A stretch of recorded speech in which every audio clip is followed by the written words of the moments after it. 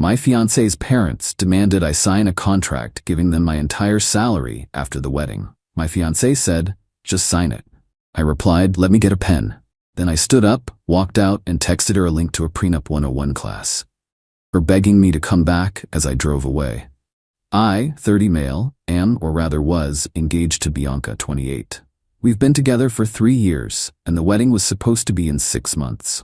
Deposits paid, save the dates sent. I'm a logistics manager. I make a good living, not 1%, but very comfortable. She works as an event coordinator for a local nonprofit, which she loves, but it's more of a passion project salary. Her parents, Walter, 62, and Diana, 59, have always been intense.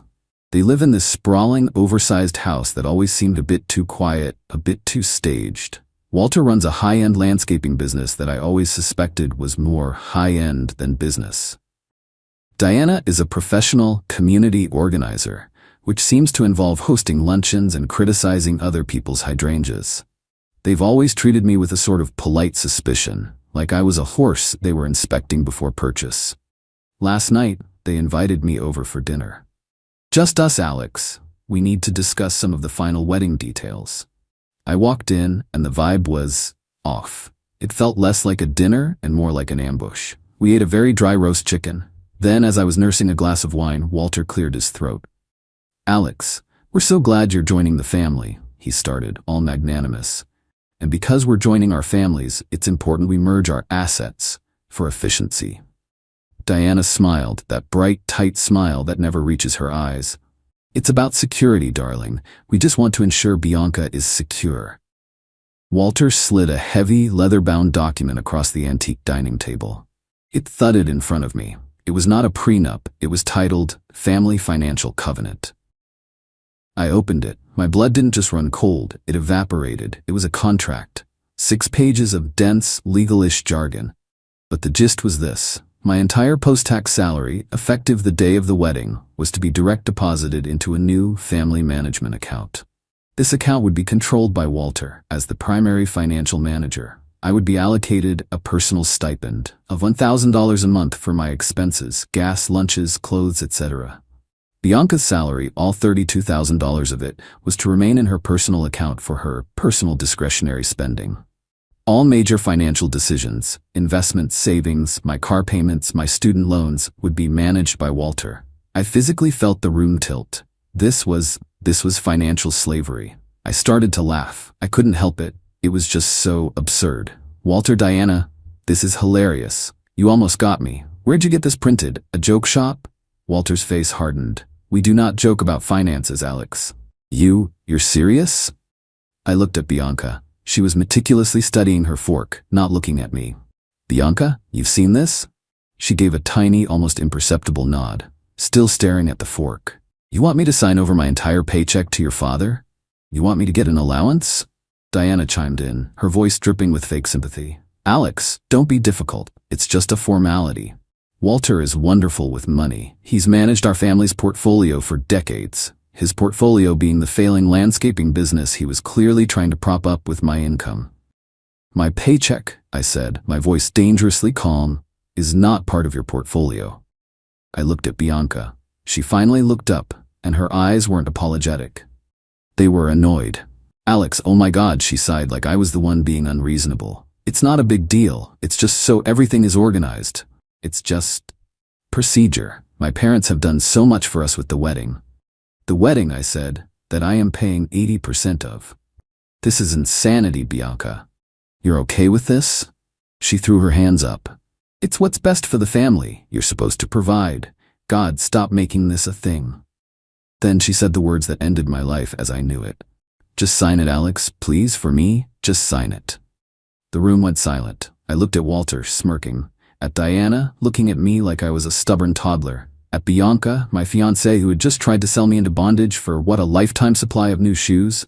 I smiled. A big, wide, friendly smile. "You know what, B? You're right. It's not a big deal. Silly me, making a thing." They all visibly relaxed. Walter leaned back, triumphant. "Let me get a pen," I said, standing up. "Wonderful, son." Walter boomed. "I knew you'd understand," Bianca said, smiling with relief. I patted my jacket pocket. "Ah, shoot. I must have left my good pen in the car." Be right back. I walked out of the dining room. I walked down their marble-floored hallway. I grabbed my jacket and my keys from the hook. I opened their heavy front door. Alex, where are you going?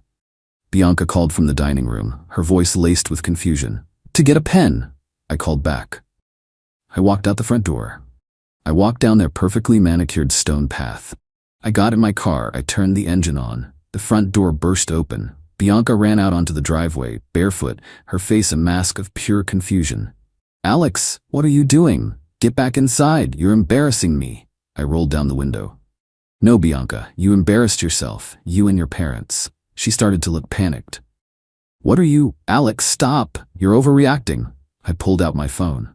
I Googled Prenuptial Agreements 101. I found a link to a basic online legal resource.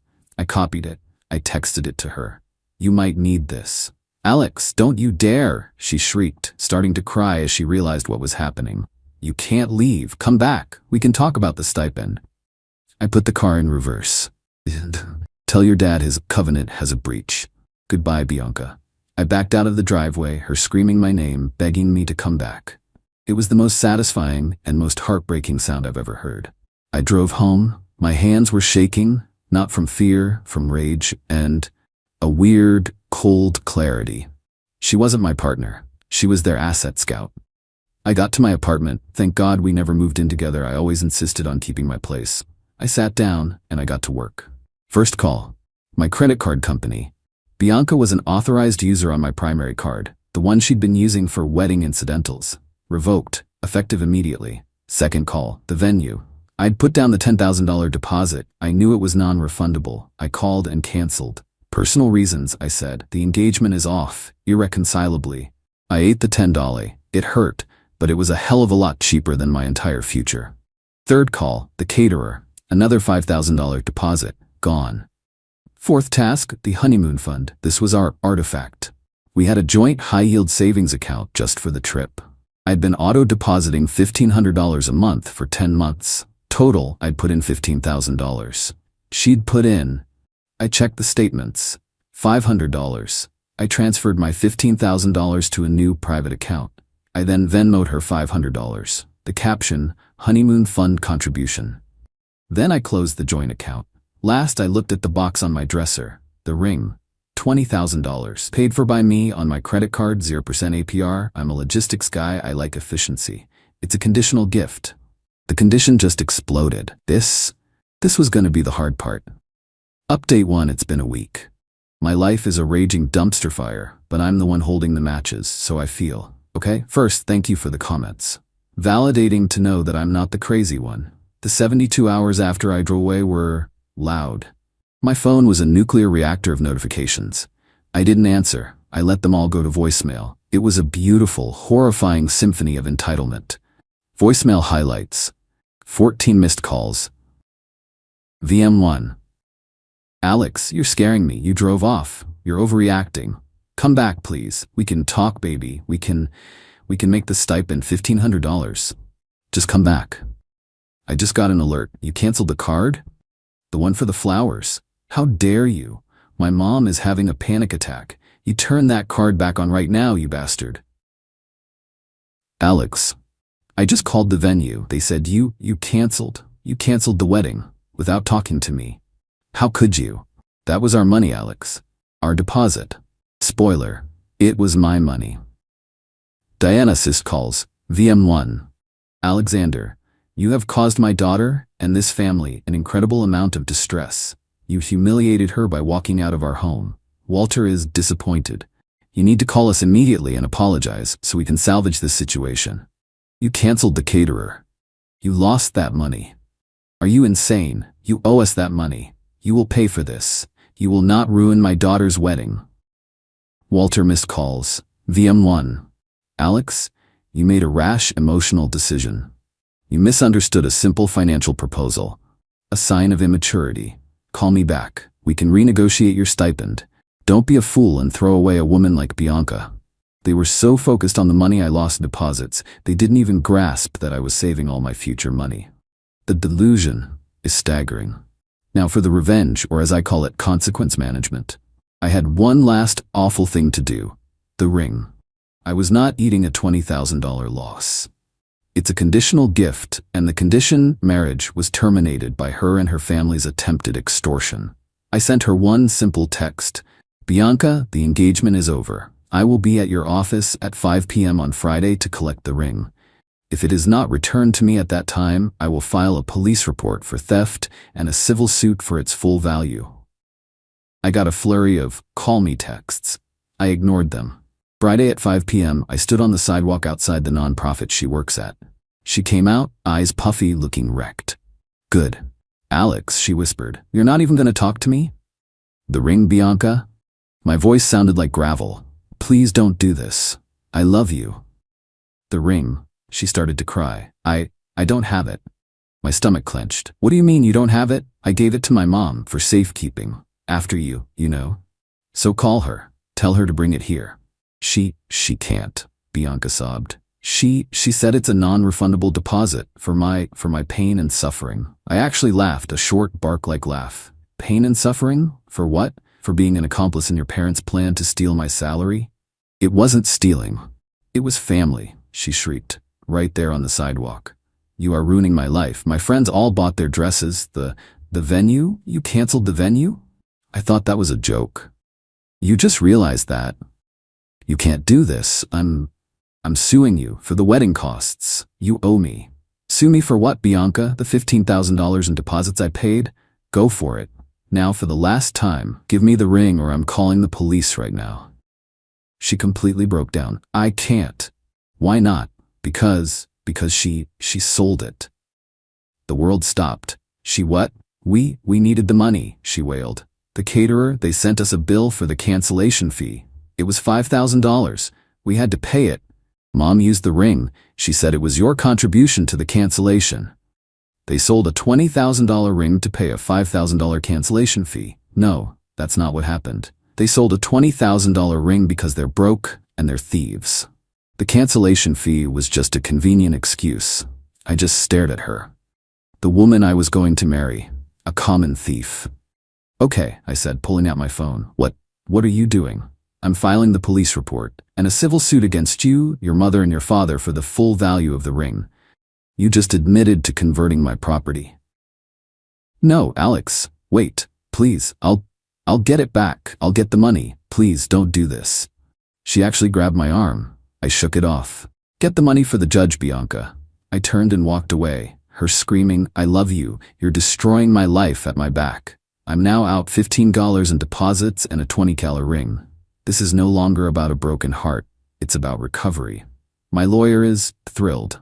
Final update. It's been 4 months. Welcome to the thrilling conclusion of my financial and romantic nightmare. The legal battle was, in a word, disgusting. As promised, I filed a civil suit for the $20,000 value of the ring. I named Bianca, Walter, and Diana as co-defendants. Filing the police report was a process. The first cop I spoke to gave me the "it's a civil matter, sir" brush off. I came back with my lawyer. She's your fiancée, sir. My lawyer? She was. And she admitted in a verbal statement to my client that she took the conditional gift, gave it to her mother, who then sold it without my client's permission to, and I quote, pay a cancellation fee. That is textbook theft by conversion. We are here to make a record of that admission. They finally took the report. It was a he said, she said, but it was on record. That report was critical. Now, the dirty trick. The entitlement didn't just escalate, it went scorched earth. Walter, Diana, and Bianca lawyered up with some relative who looked like he moonlighted as a personal injury ambulance chaser. Their defense was art. They claimed the ring was an irrevocable gift. I had verbally agreed to the family financial covenant and then backed out in bad faith.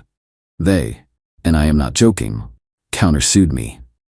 They were countersuing for $50,000 for the entire cost of the wedding that I had mostly paid for, and $100,000 for Bianca's emotional distress and public humiliation. They were suing me for $150,000 because I refused to become their indentured servant.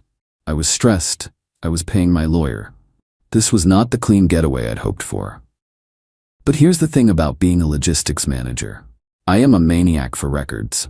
I didn't just have my feelings, I had data. I had the original $20,000 ring receipt in my name, paid for my bank account. The bank statements for all $15,000 of the deposits, paid for my account. The Venmo transaction for the $500 honeymoon fund contribution. And my lawyer's favorite part, the voicemails. All of them. Saved, backed up, and transcribed. We ended up in a court-ordered mediation. The mediator, a no-nonsense woman named Mrs. Gable, looked like she'd rather be anywhere else. Walter and his lawyer blustered. "Mr. My last name is unstable. He fled a family dinner. He backed out of a handshake deal." Diana was in full bereaved mother mode. "He broke my baby's heart. She can't sleep. She's lost so much weight. He humiliated her." Bianca just sat there, sullen, staring at me with dead eyes. "He owes us. He ruined everything." My lawyer, a shark named Helen, just smiled. "Helen, Mrs. Gable, my client has a slightly different recollection. You claim he verbally agreed to this contract?" Walter, "Absolutely. He said, 'You're right, it's not a big deal. A clear verbal contract.'" Helen, "Interesting. Then why," she said, pulling out a tablet, "did your daughter text my client after he supposedly agreed? Just sign it. Stop making this a thing." She played the text-to-speech. Bianca sank lower in her chair. "Helen, and Mr. Walter, if he agreed, why did you leave him this voicemail after he left?" She played Walter's voicemail. The audio was crystal clear. "Call me back. We can renegotiate your stipend." Walter's face went from smug to the color of putty. "So he agreed, but you still needed to negotiate the stipend after he left?" Curious. "Now, about this countersuit. You're suing for $150,000 in wedding costs and distress. But my client has receipts showing he paid the $15,000 in non-refundable deposits you're claiming as your loss. So you're suing him for money he paid because he refused your extortion and because you stole his ring." The mediator just looked at them. "Ma'am," she said to Diana. "You sold the ring?" Diana, cornered, went on the offensive. "It was my right. He humiliated my daughter. It was a non-refundable deposit for her pain." "Thank you for that admission. Here is a copy of the police report where that action is listed as theft by conversion. Mrs. Gable, we are prepared to drop the civil suit if and only if the defendants are willing to face the felony criminal charges for selling $20,000 of stolen property." Check. Mate. Their lawyer started frantically whispering. Walter was sweating through his suit. Their $150,000 countersuit was dropped so fast it broke the sound barrier. The mediator looked at them. "You are going to pay him for the ring, or I'm ending this mediation, and you can explain to a criminal judge why you sold an item you admit wasn't yours." To avoid felony charges, they agreed. They had to pay me the $20,000. And here's the best, most realistic part. They didn't have it. The landscaping business was, as I suspected, a house of cards. They were leveraged to the hilt to pay for that big, empty house. Last week, my lawyer received a cashier's check for $20,000. I found out from a mutual friend that Walter and Diana had to take out a high-interest second mortgage on their precious house to pay me. The family management account they were building to save their failing business cost them their home's equity. Let's do the math. I lost $15,000 in deposits. I paid my lawyer $8,000. Sharks ain't cheap. Total losses, $23,000. I got back $20,000. In the end, this victory cost me $3,000 and 4 months of my life. This is the real part. Revenge isn't profitable. It's just justice. I'm still in the red, but I'm free. I saw them in the parking lot after the mediation. Bianca ran up to me, her face blotchy and ugly. "Are you happy now?" she spat. "Are you happy? You've ruined us. We're going to lose the house, all because of you." I looked at her, the woman I'd loved. "No, Bianca," I said. "I'm not happy, but I'm not your ATM. I didn't do this. You did. You saw that contract. You saw your future, and you said, just sign it. You made your choice." She just stared at me, the words finally landing. I got in my car. I drove away. I'm single. I'm out $3,000. I have to start over, emotionally. But I have my salary, all of it, for the rest of my life, and that's a pretty good deal.